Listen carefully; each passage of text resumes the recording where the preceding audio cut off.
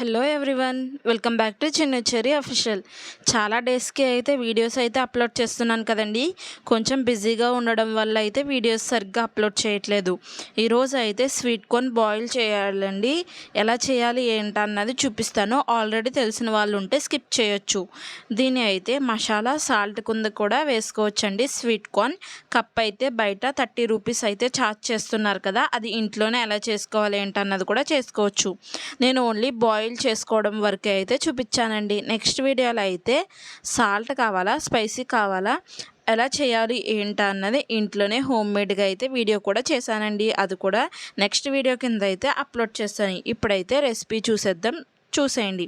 First అయితే ఈ sweet corn పత్తులకి అయితే మొత్తం పీల్ చేసుకోవాలి. పీల్ చేసుకుని క్లీన్ చేసుకుని అయితే పక్కనైతే పెట్టుకోండి. ఒక కుక్కర్లో 1 గ్లాస్ వాటర్ అయితే వేయండి. ఇలా స్వీట్ కార్న్ పీల్ చేసుకున్నవి ఉన్నాయి కదండి, ఇవి కట్ చేసి కూడా వేసుకోవచ్చు. నేనైతే డైరెక్ట్ అయితే ఇలా అయితే వేస్తున్నాను.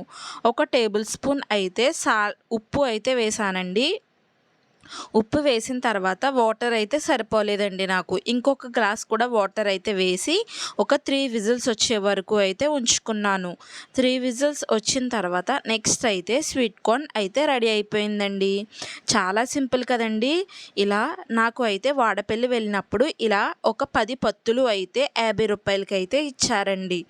బాగా రీజనబుల్గా అనిపించాయి కాబట్టి నేనైతే తీసుకున్నాను. స్వీట్ కార్న్ టేస్ట్ అయితే బాగుంది. మీరు కూడా ఒకసారి ట్రై చేయండి.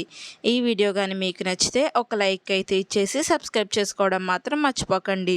నేను పెట్టిన ప్రతి వీడియో మీకు నోటిఫికేషన్ రావాలంటే గిని పక్కనే ఉన్న గంట సింబల్ని కూడా యాక్టివేట్ చేసుకోండి ఫ్రెండ్స్. Bye friends.